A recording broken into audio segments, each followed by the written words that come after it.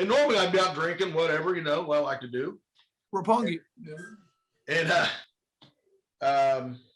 so do you think Jason Delucia set you up?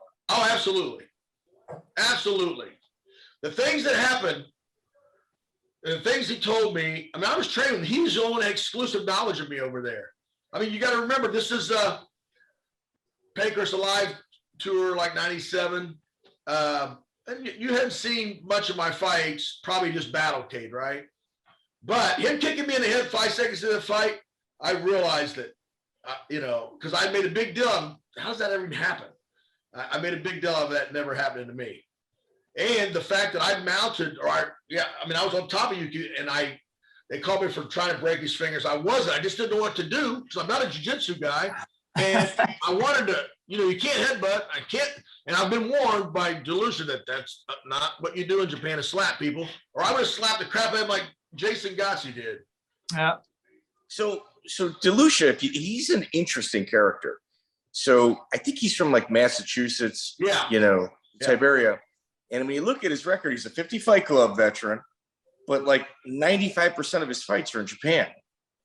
Okay, so let me tell you about him. He goes over there about once a month back then. And I watched this Ito, or I think his name, and Jason, Ito. Chris might have, what did you say?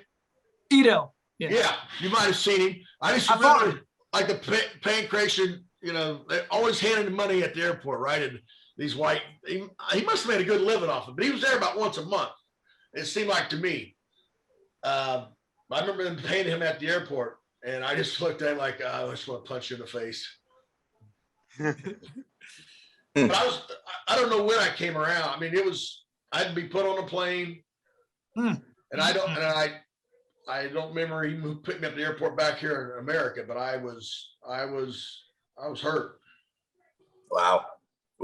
So Delucia, did you have a conversation with him after this, or? No. It's the only time I ever seen him in my life was that training with him before. Now, when you go to Japan, they put you in a room and there's nobody around, and it gets to be mind-numbing. You don't understand anything, like the language, anything. And I had to sit in that room. I don't know why they brought me so early. I was in that room, it seemed like.